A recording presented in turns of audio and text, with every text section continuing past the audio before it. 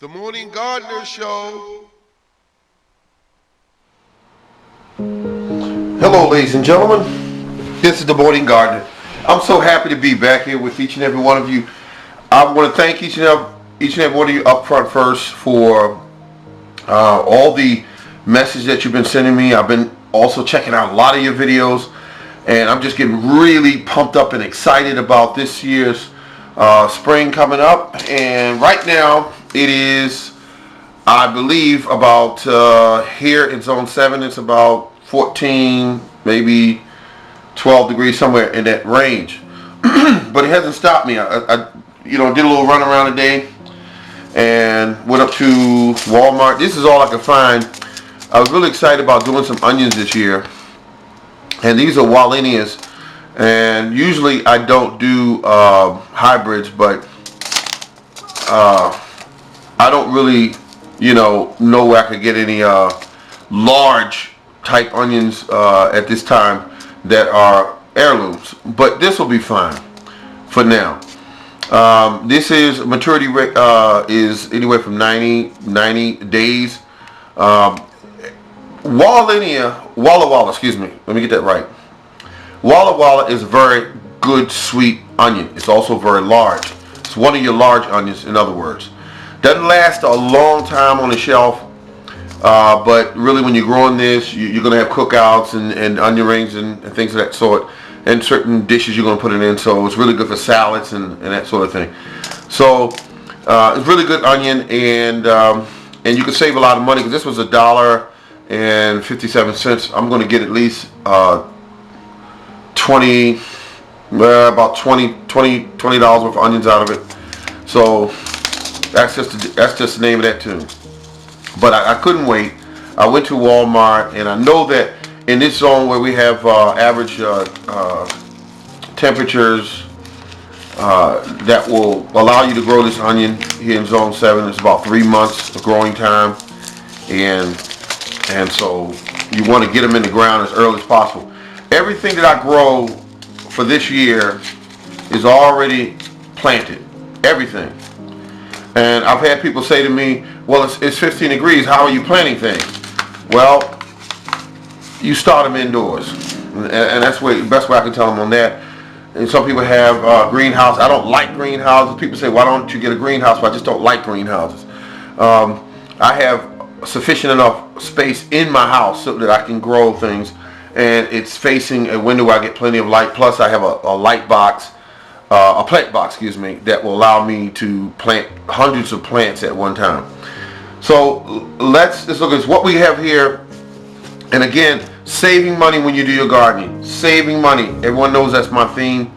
And I'm glad that some of the other gardeners here are jumping onto this and getting that message out, because it's important to know that you can grow high quality plants without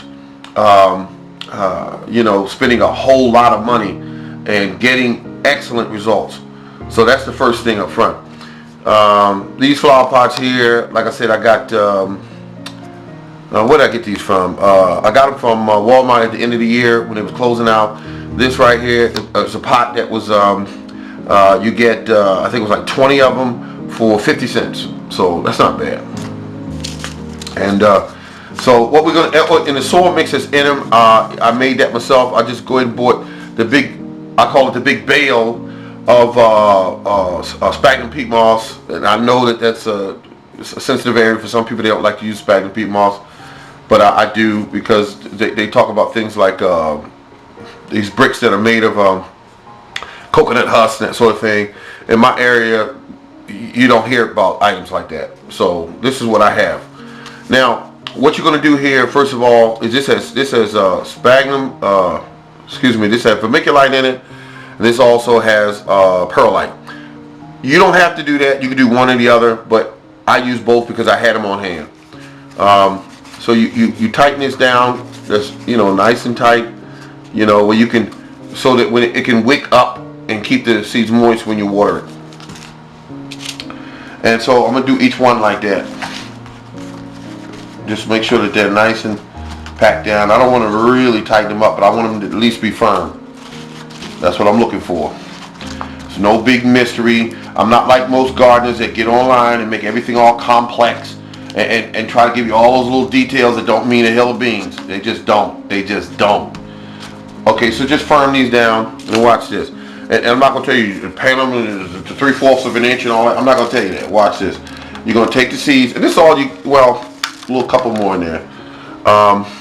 This is all you get for $1.57 nowadays at Walmart. This is all you're getting. But it's enough for me. Okay, so I'm just going to sprinkle over the top here of one pot and sprinkle over the top here of another pot and sprinkle over the top of this one here, and then what's left I kind of even it out with all three. It's not a big deal. This is not brain surgery, although some gardeners get online and try to make it all complex. Now we put them in there. Now that's all the seeds in there, no big deal. Now once the seeds are in there, the next step is I'm going to cover these and then pat it back down again with about that much soil. That much. I don't like to cover my stuff up real thin. Can you see that? About that much soil on top. Not even that much. Just as long as them seeds are covered, I'm happy. And so you take the seeds and you put them in there, and I'm just moving them around because I see they kind of clump together, and that's all. All right, so that's it. And that's it. And I'll label it on the front. A good friend of mine gave me the labels. I just write them on there, but you know he gave me enough for a lifetime. So that was free. And these are Walla Walla onions. They were planted on the 15th, 2015 onions. That's what it says right here. And I have enough here for 2 families when these onions are done. My issue is going to be finding the room for them in the yard. So all you're going to do when they grow up and they get about that tall, you're going to take them out. You're going to take them out and you're going to plant them in the ground 6 inches apart. And you're going to keep them watered and you're going to keep them fertilized. And you're going to have onions, because time it reaches March and April, these onions will be at least that tall. That's my thinking. And so for $1.57, and if you go online and try to buy these seeds, you can spend anywhere from $3 to $5 for what I just used right there. So hold on to the pack if you need further information on what you're doing. But it's kind of a cool season crop. You can put them indoors and grow them like you would a flower, like you would a house plant, until it's time to put them outside. Ladies and gentlemen, I want to thank each and every one of you. I love the fact that you take time and come and check out my show. I got the fireplace going there. I'm going to go sit in front of the computer and go check out some of your videos, and I'm going to go try to see what I can learn from you. Because I believe that each and every one of us has the capacity and the potential to teach each other. So on that note, I want to thank each and every one of you. And remember, when you send me messages, I always send them back. So remember, if you get time, to please rate this video, and if you like, subscribe as well. And please leave a comment, because I really enjoy your comments. And don't ever feel like I won't return your comments, because everyone knows that I always return your comment, regardless if it's positive or negative. I always return it, and I appreciate your time. Thank you very much. This is The Morning Gardener. Have a good day.